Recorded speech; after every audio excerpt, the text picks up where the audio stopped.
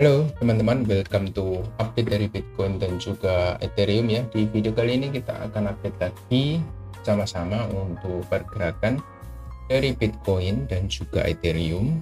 Untuk marketnya seperti apa nanti kita akan coba cek sama-sama ya. Nah, memang kita masih di awal minggu. Kita akan coba sedikit bahas untuk flashback closing di minggu lalu ya, minggu pertama bulan Desember. Itu seperti apa, dan juga yang lainnya nanti kita akan coba cek untuk indikator pendukung seperti biasanya ya. Saya mau info sama teman-teman dulu bahwa semua informasi yang nanti kita akan sampaikan di sini itu bukan ajakan beli dan juga jual ya. Jadi teman-teman harus lakukan analisa ulang lagi secara mandiri gitu ya, nggak bisa cuma ikut-ikutan aja. Saya katakan ini sebuah peluang, teman-teman langsung bayar, bukan seperti itu jadi cara memanfaatkannya. Jadikan ini sebagai second opinion atau referensi saja, seperti itu. Jadi langsung aja kita akan cek untuk weekly close di minggu kemarin sudah cukup bagus ya. Kita membentuk bullish lagi ya, dengan ekor di bawah menandakan bahwa ada buyer juga yang masuk di market dengan area support di 90.000 untuk saat ini. Kita lihat weekly support kita.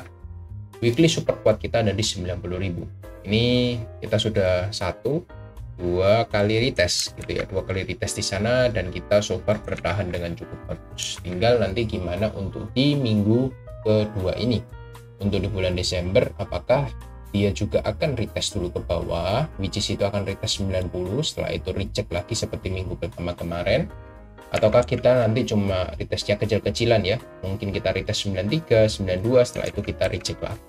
Itu masih belum tahu karena kita masih ada di hari Selasa seperti itu. Jadi yang saya mau lihat dari weekly-nya seperti itu, dan saya kira cukup ya untuk weekly-nya. Lalu kita akan coba turun ke daily. Nah, di daily ini cukup mix ya pergerakannya. Kita setelah ada aksi flash out di hari Kamis tanggal 5 Desember kemarin, flash out atas bawah ya, kalau teman-teman ingat 103.000 dan juga 90.000 langsung kena hit dalam waktu satu hari spinning top. Setelah itu kita jadikan area atas dan bawah itu sebagai support, yang menandakan bahwa sekarang kita masih dalam pergerakan yang cukup sideways atau inside bar ya. Jadi kita masih belum bisa melihat bahwa pergerakan market ini akan naik atau turun sebelum dia breakout atau breakdown dari kedua area tersebut. Seperti itu untuk daily-nya. Tapi yang bisa kita jadikan clue untuk saat ini, saya lihat kita membentuk sebuah chart pattern yang teman-teman harusnya sudah cukup familiar, yaitu rising wedge ya. Rising wedge ini sign atau menandakan bahwa adanya pelemahan momentum bullish yang terjadi ketika market itu terus-menerus mengalami kenaikan ke atas, lalu tiba-tiba kita di satu ujung menemukan yang namanya rising wedge seperti ini. Ini menandakan bahwa adanya aksi pelambatan momentum atau buyernya sudah mulai kehabisan bensin ya. Sellernya sudah mulai muncul, sudah mulai banyak, buyernya tidak bisa mempertahankan area resisten yang terbentuk seperti itu. Jadi idenya seperti itu untuk di time frame daily-nya. Kalau kita coba turunkan ke time frame 4 jam, sebenarnya ini juga sudah mulai kelihatan, lebih kelihatan bahwa ya, saya coba matikan volumenya dulu, bahwa pergerakannya dari yang sebelumnya dia bullish, perlahan-lahan dia menjadi sideways ya, dan ada perlambatan momentum lalu bergerak seperti ini. Nah, ini menandakan sign of perlambatan momentum dari yang sebelumnya bullish ya, menukik naik ke atas, lalu tiba-tiba dia sideways di sini ya, teman-teman bisa lihat sideways ya, kita sideways, cukup tersideways di area resisten, lalu sekarang sedang proses menuju declining. Declining ini yang bisa kita namakan koreksi ya di market. Jadi jangan kaget kalau misalnya nanti kita bisa retest, gagal mempertahankan area 94, kita akan retest ke area supportnya di 90.000. Kalau kita gagal juga mempertahankan 90.000, mungkin kita akan deep down lebih dalam lagi di sekitar 87.000 sebagai area support berikutnya gitu. Jadi teman-teman jangan anggap sepele ya, untuk turun ke area 87.000 itu minus 10% di Bitcoin, which is kalau di Ethereum dan kawan-kawan bisa 20% lebih ya dari harga sekarang yang sudah turun seperti itu. Karena teman-teman bisa lihat ya, penurunan yang terjadi kemarin cuma 4%, di altcoin sudah minus 15% rata-rata ya, 15-20% lah. Dia turun lagi 10%, ya harusnya bisa membuat altcoinnya rontok. Kenapa? Karena pastinya dominance dari Bitcoin itu juga akan meningkat ya. Kita lihat as expected ya, setelah dia menyentuh area support, dia kembali rebound retest di area supply yang sebelumnya menjadi area trendline atau sebagai supportnya. Ya, kita retest itu sebagai area resisten untuk saat ini. Hopefully ya, kita berharap dia bisa reject dalam waktu dekat sehingga mungkin membentuk double top lalu drop ke bawah. Kenapa? Karena kalau dia terus-menerus mengalami kenaikan, yang kita takutkan bahwa ini ya bisa menjadi fake out ya di daily time frame-nya. Kenapa kok saya bisa katakan fake out? Karena sebenarnya kalau di weekly time frame kita baru close official di bawah area trendline itu baru sekali gitu ya. Kita baru satu kali close di bawah area trendline. Kalau kita close di minggu ini membentuk engulfing seperti ini dan kemudian rebound lagi, ya ini nanti kita bisa katakan itu sebagai fake out di market gitu ya. Fake out itu terjadi kalau kita 1-2 minggu bertahan di bawah area trendline lalu kemudian kita kembali dengan begitu impulsif seperti itu idenya. Jadi semoga saja kita nggak bertahan terlalu lama di area 57 dan bisa kembali drop down bahkan di bawah 55%. Itu menjadi sign yang cukup positif untuk alt season di tahun ini gitu. Karena memang harusnya di bulan November Desember itu sudah mulai play out ya kalau memang kita mengharapkan alt season itu terjadi. Dengan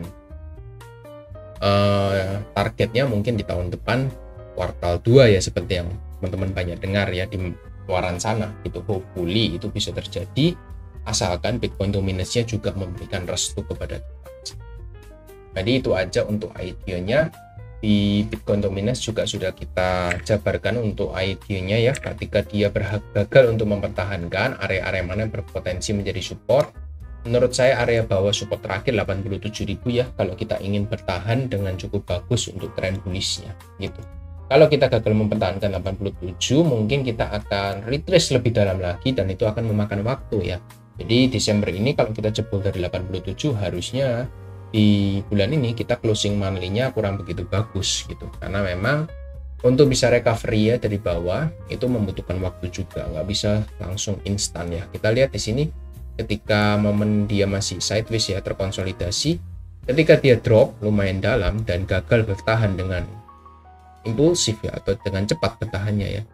Lihat kita butuh berapa lama untuk bisa recovery bahkan untuk naik ke atas gitu. Kita membutuhkan waktu kurang lebih di sini teman-teman bisa lihat ya, ketika dia drop pertama kali sampai dia breakout kita butuh sekitar 90 hari untuk recovery.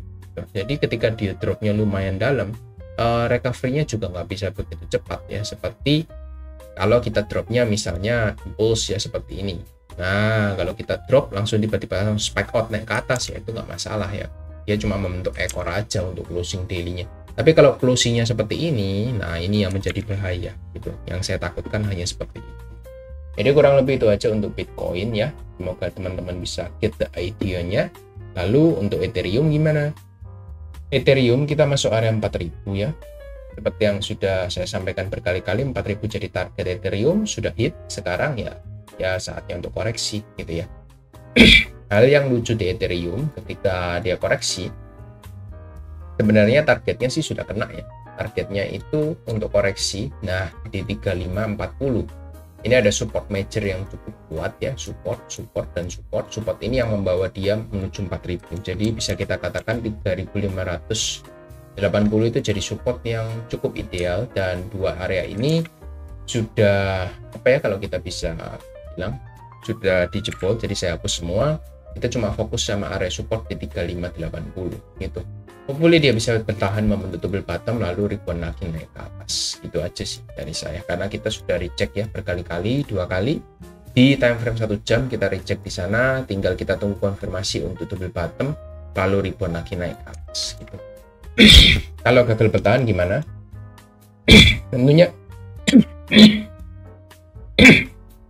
tentunya kita harus punya plan ya teman-teman. Kalau kita gagal bertahan, kita cari untuk area support berikutnya. Kita dapatnya di daily time frame, kita punya area order block yang menumpuk di 3300 ya, sedikit lebih dalam, tapi itu bisa jadi support berikutnya yang bisa diperhatikan. Seperti itu untuk Ethereum. Tapi secara overall itu tidak menutup kemungkinan bahwa Ethereum ini hanya merupakan retest sebelum dia lanjut gitu ya. Turun ke 3300 bukan berarti bearish ya. Jadi teman-teman harus bijak juga gitu ya. 3.300 ya jadi peluang kan untuk teman-teman tambah muatan yang belum punya, pastinya kan seperti itu. Jangan disalahartikan juga. Turun 15-17% dari market sih harusnya cukup lumrah ya di momen buluran. Nggak ada yang namanya market itu naik terus-menerus gitu. Untuk Ethereum Bitcoin juga sejalan ya dari price action Ethereum, potensi koreksi sebelum dia breakout dari major resistennya. Once breakout dari major resistance, I think ATH sih nggak terlalu susah ya. 4.500, 4.600, bahkan 5.000 itu nggak terlalu susah menurut saya.